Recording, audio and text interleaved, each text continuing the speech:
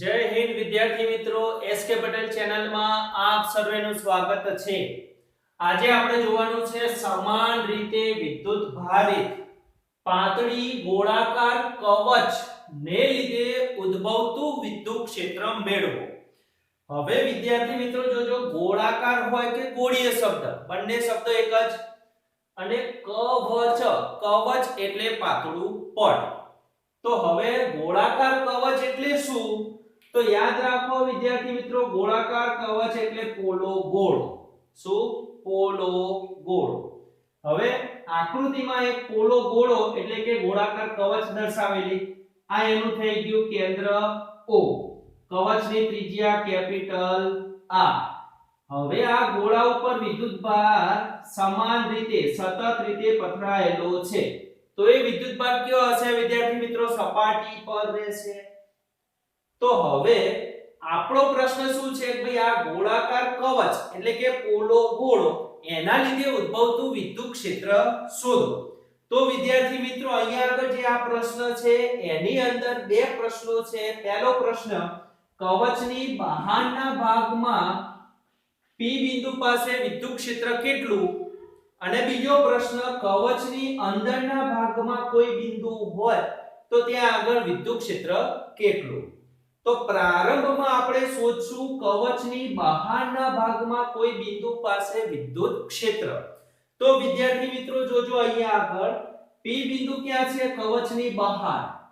તો P બિંદુ છે એનું ગોળાના કેન્દ્ર O થી અંતર સ્મોલ r જેટલું। હવે ગોળા ઉપર આપણે લીધો ધન વિદ્યુતભાર। તો ધન વિદ્યુતભાર હોય તો એનું વિદ્યુત ક્ષેત્ર કઈ દિશામાં? બહારની બાજુએ। જો ઋણ વિદ્યુતભાર હોય તો વિદ્યુત ક્ષેત્ર કઈ દિશામાં? અંદર તરફ। પણ આપણે લીધો છે ધન વિદ્યુતભાર, તો વિદ્યુત ક્ષેત્ર કઈ દિશામાં કહેવાય? બહારની બાજુએ। તો આ જે વિદ્યુત ક્ષેત્ર છે એ વિદ્યુત ક્ષેત્ર વિદ્યાર્થી મિત્રો ત્રિજ્યાવર્તી કહેવાય। કયું? ત્રિજ્યાવર્તી। અને ધન વિદ્યુતભાર છે એટલે કે બહારની બાજુએ। તો ગોળો છે, આ કવચ છે, એની બહારના ભાગમાં જે વિદ્યુત ક્ષેત્ર છે ત્રિજ્યાવર્તી બહારની બાજુએ કહીશું।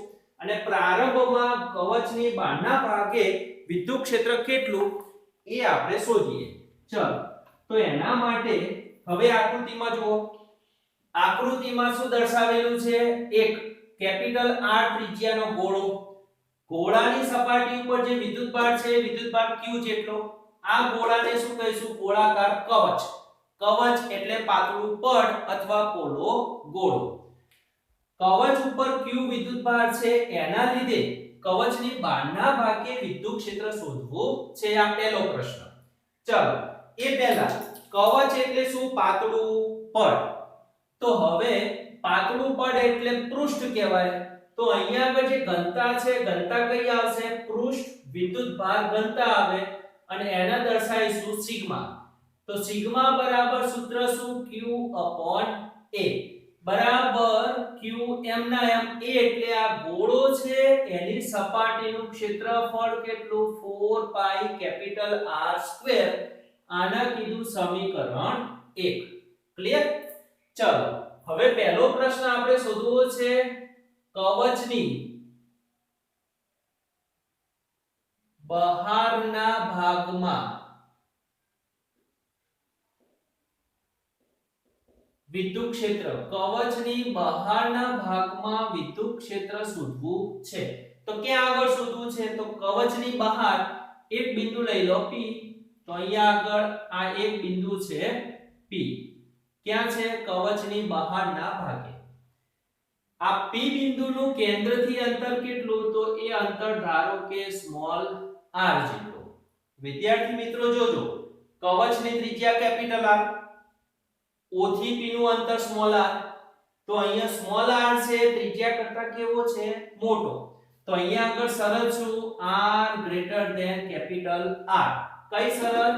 કવચની બહારના ભાગમાં કોઈ બિંદુ હોય તો સ્મોલ r એ કેપિટલ R કરતા કેવો થશે? મોટો। અહીં સુધી ક્લિયર? ચલો, હવે P બિંદુ પાસે વિદ્યુત ક્ષેત્ર શોધવા માટે આપણે પ્રારંભમાં શું કરવું પડશે? ગૌસિયન પૃષ્ઠની કલ્પના કરવી પડશે।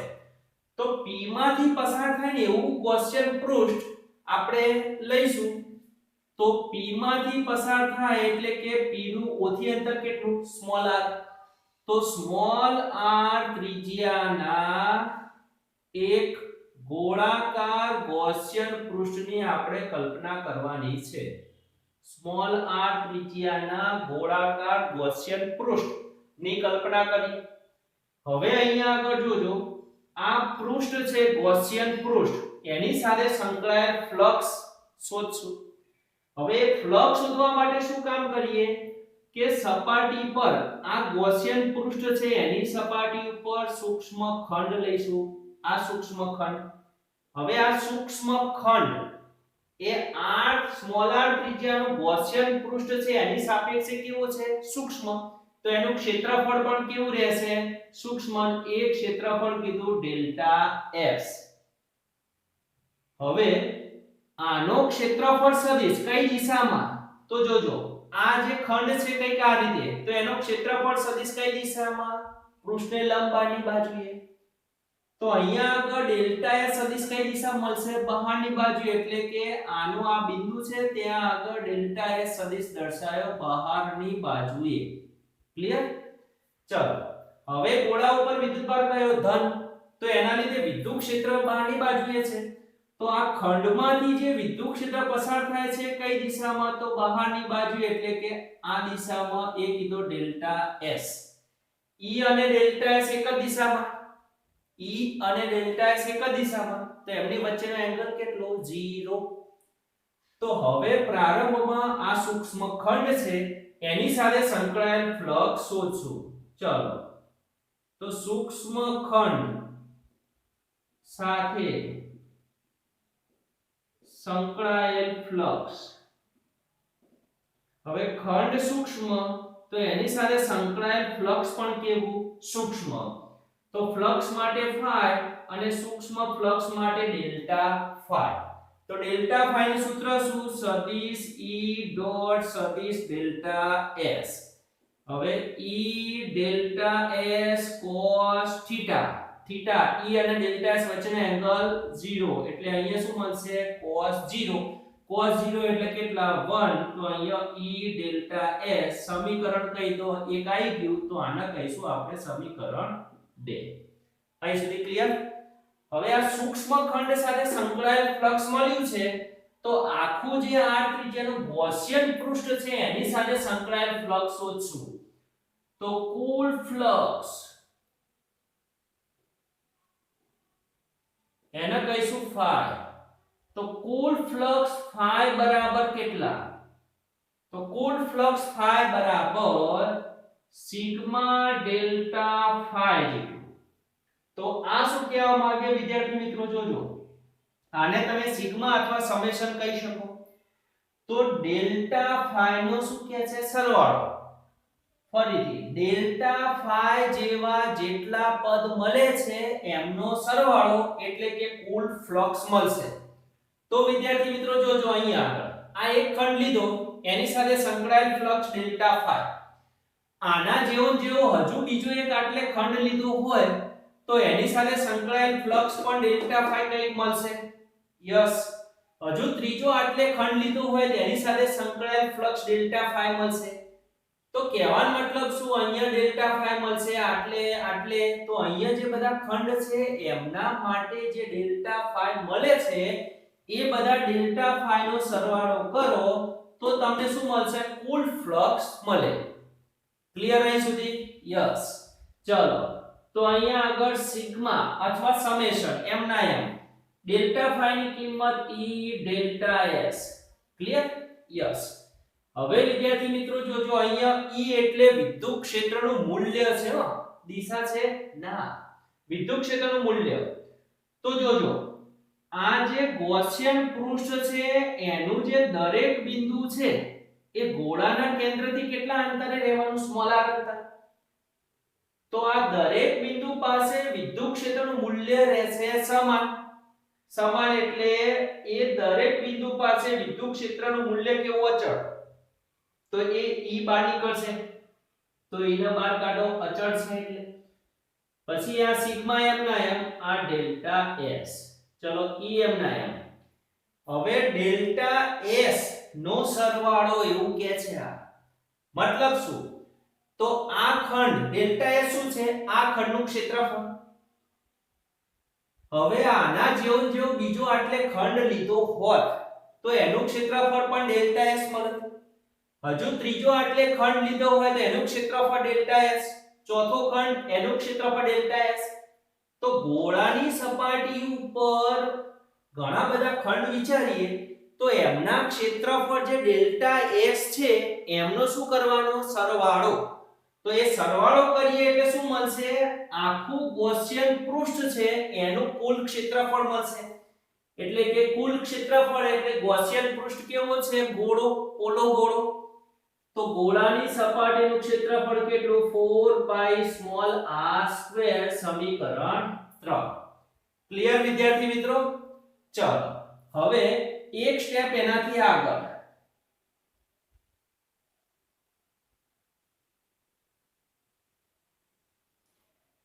હવે આપણે ગૌસના નિયમનું સૂત્ર ગૌસના નિયમ પરથી હવે ગૌસના નિયમ પરથી એટલે કે phi બરાબર સૂત્ર કયું q epsilon 0 એ સૂત્રનો ઉપયોગ કરવાનો હવે q એટલે સમીકરણ 1 છે એમાંથી વિદ્યુતભારની કિંમત આપણે લઈશું તો અહીંયા આગળ ફરીથી યાદ કરી દો કે ભાઈ q શું છે તો ગૌસિયન પૃષ્ઠ છે એના વડે ઘેરાતો કુલ વિદ્યુતભાર તો ગૌસિયન પૃષ્ઠની અંદરના ભાગે ગોળો છે ને એની ઉપર વિદ્યુતભાર એટલે આખો વિદ્યુતભાર આના વડે ઘેરાશે યસ એટલે q epsilon 0 હવે q ની કિંમત સમીકરણ 1 માંથી લઈશું જોજો સિગ્મા બરાબર q 4πR².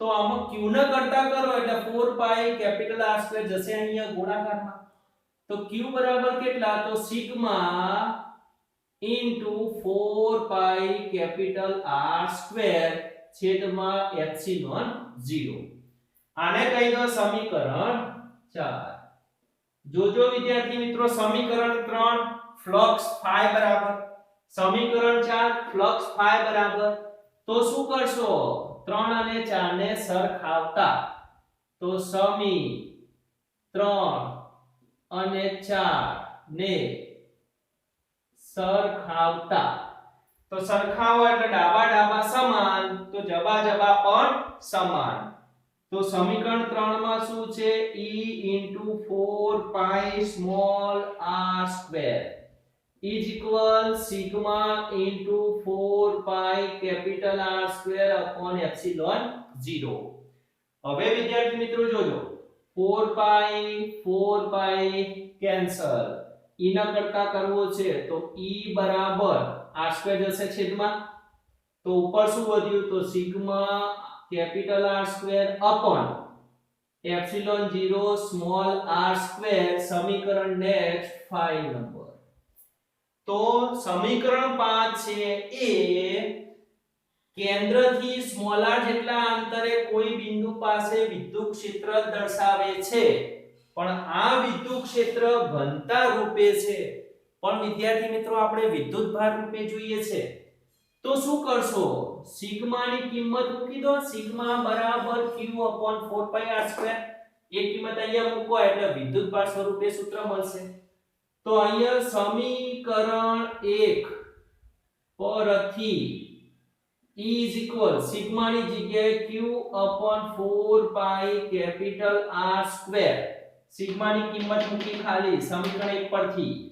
બાકીનું m ના m r² epsilon 0 r² આઈ સુધી ક્લિયર હવે જોજો આ જો r² અને r² કેન્સલ ઉડી ગયા q છે ઉપર ખાલી એકલો q વધે છે q ને અહીંયા લખવો છે અહીંયા વધ્યો 1 તો e બરાબર 1 upon જોજો વિદ્યાર્થી મિત્રો 4π epsilon 0 અહીંયા લખવા છે epsilon 0 into q upon r². હવે વિદ્યાર્થી મિત્રો આ જોઈને ખબર પડે આ તો શું છે કે કુલમનો અચળાંક તો e બરાબર આ થઈ ગયું k સ્મોલ k હો k q upon r². તો e બરાબર kq upon small r² ક્યારે? તો small r greater than capital R હોય ત્યારે.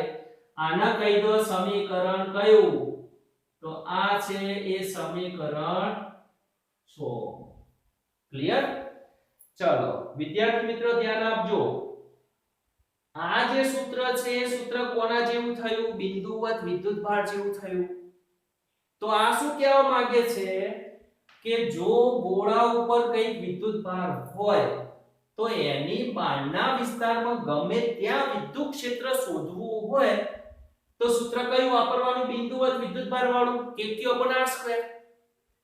જ્યાં k એટલે કુલમ્બનો અચળાંક, q એટલે ગોળા ઉપર જે વિદ્યુતભાર છે એ, અને r એટલે કેન્દ્રથી એ બિંદુ સુધીનું જે અંતર હોય એ અંતર r મૂકવાનું. ક્લિયર? ચલો હવે E અને r² કેવા? વ્યસ્ત પ્રમાણમાં. એટલે અહીંયા જેમ જેમ અંતર વધશે એમ એમ વિદ્યુત ક્ષેત્ર શું થાય? ઘટશે. P બિંદુ અહીંયા લીધું છે તો કેન્દ્રથી અંતર આટલું, તો P પાસે વિદ્યુત ક્ષેત્ર કેટલું? kq/r² મુજબ કંઈક મળશે. હવે જો P ને ઉપાડીને તમે આટલે લઈ જાઓ તો ગોળાના કેન્દ્રથી અંતર વધ્યું, અંતર વધશે તો વિદ્યુત ક્ષેત્ર ઘટશે. એટલે અહીંયા આગળ કઈક વિદ્યુત ક્ષેત્ર હશે, ધારો કે 20.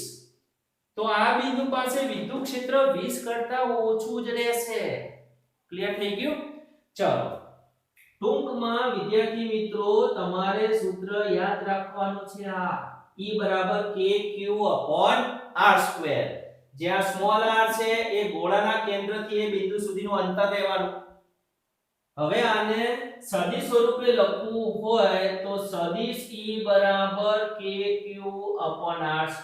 અહીંયા r કેરેટ, જ્યાં r કેરેટ શું છે? તો એકમ સદિશ છે. ધન વિદ્યુતભાર હોય તો બહારની દિશામાંનો એકમ સદિશ, ઋણ વિદ્યુતભાર હોય તો અંદરની દિશામાંનો એકમ સદિશ. અહીંયા જે વિદ્યુત ક્ષેત્ર છે કેવું છે? ત્રિજ્યા વર્તી છે. અહીં સુધી ક્લિયર? તો એક પ્રશ્ન પૂરો થયો કવચની બહારના ભાગમાં વિદ્યુત ક્ષેત્ર. હવે વિદ્યાર્થી મિત્રો કેટલું યાદ રાખશો? kq/r², બિંદુવત વિદ્યુતભારના જેટલું. ચાલો હવે એનાથી આગળ ચલો વિદ્યાર્થી મિત્રો જોજો એક પ્રશ્ન કહું તમને. P બિંદુ અહીંયા છે તો આ P બિંદુ પાસે વિદ્યુત ક્ષેત્ર કેટલું? kq/r². બરાબર? P ને ઉપાડીને અહીંયા મૂકો તો સ્મોલ r અંતર ઘટ્યું, ઘટીને કેટલું થશે? કેપિટલ R જેટલું, કેપિટલ R જેટલું. P બિંદુને ઉપાડીને આટલે મૂકો એટલે ક્યાં આવી ગયું? સપાટી પર.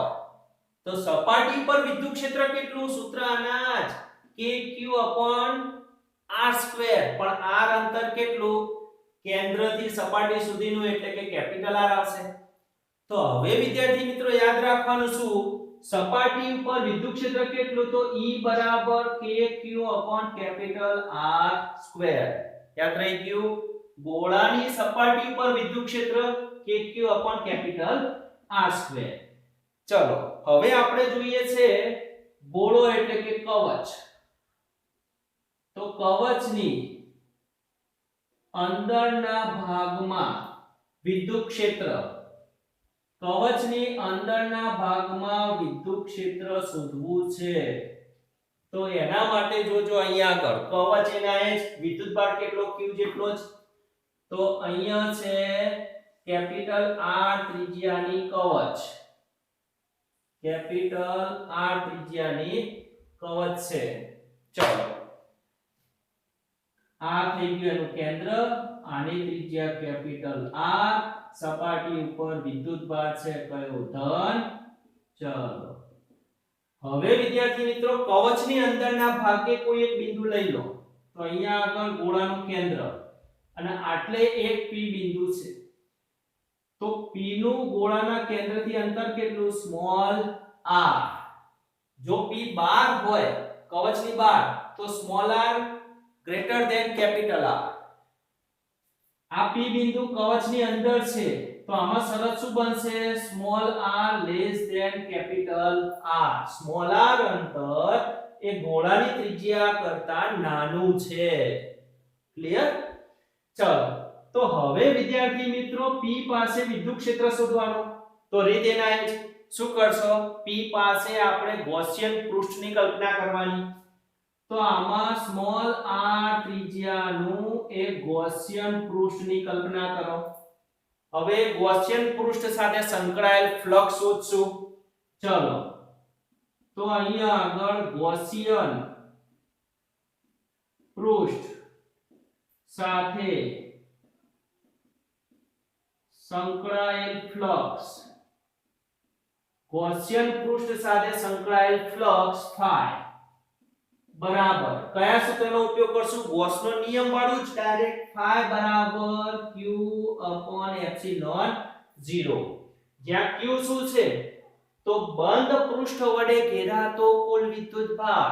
તો આ બંધ પૃષ્ઠ આવીએ તો એના વડે કોઈ વિદ્યુતભાર ઘેરાય છે ના. અહીંયા વિદ્યુતભાર ક્યાં છે, આ જે કેપિટલ R ત્રિજ્યાની ગોળીય કવચ છે એના ઉપર આપણે ગૌસિયન પૃષ્ઠ આ લીધું તો અહીંયા કોઈ વિદ્યુતભાર છે ના. તો એ વિદ્યુતભાર q બરાબર 0. તો અહીંયા આગળ શું મળશે, ફ્લક્સ phi બરાબર 0 ભાગ્યા એપ્સિલોન 0 બરાબર 0. મતલબ આના વડે કોઈ ફ્લક્સ ઘેરાતું નથી. કેમ? કારણ કે અંદરના ભાગમાં કોઈ વિદ્યુતભાર નથી. હવે જોજો ફ્લક્સ phi બરાબર 0. તો હવે ફ્લક્સનું સૂત્ર આપણે મૂકી દઈએ કયું, E ડેલ્ટા S અને આ 0 m ના m બરાબર. હવે E ડેલ્ટા S એટલે આ ગૌસિયન પૃષ્ઠ છે એનું ક્ષેત્રફળ. હવે એક ક્ષેત્રફળ 0 નથી તો એના જવા દો પેલી બાજુ એટલે 0 ભાગ્યા ડેલ્ટા S એટલે E બરાબર 0. તો વિદ્યાર્થી મિત્રો આ શું કહેવા માંગે છે, અહીંયા આગળ સમીકરણ 4 5 6 આને કહી દો 7. તો વિદ્યાર્થી મિત્રો જોજો અહીંયા આગળ જો કવચની અંદરના ભાગમાં કોઈ પણ બિંદુ પાસે વિદ્યુત ક્ષેત્ર કે તો એ વિદ્યુત ક્ષેત્ર કેટલું 0. કેમ? કારણ કે વિદ્યુતભાર કયો કવચ ઉપર, અંદરના ભાગમાં કોઈ વિદ્યુતભાર નથી તો પછી વિદ્યુત ક્ષેત્ર પણ કેવું 0. તો વિદ્યાર્થી મિત્રો અહીંયા આગળ આ જે પ્રશ્ન છે એ પ્રશ્નમાં ત્રણ પ્રશ્નો હવે જુઓ. પહેલો પ્રશ્ન, ગોળીય કવચની બહારના ભાગે P બિંદુ પાસે વિદ્યુત ક્ષેત્ર કેટલું, બિંદુવત વાળું kq/r². કવચની અંદરના ભાગે વિદ્યુત ક્ષેત્ર કેટલું 0. અને ત્રીજો પ્રશ્ન, કવચની સપાટી પર, તો કવચની સપાટી પર વિદ્યુત ક્ષેત્ર કેટલું, તો બિંદુવત વાળું જ kq/R². એ વખતે અહીંયા આવશે કેપિટલ R². ક્લિયર?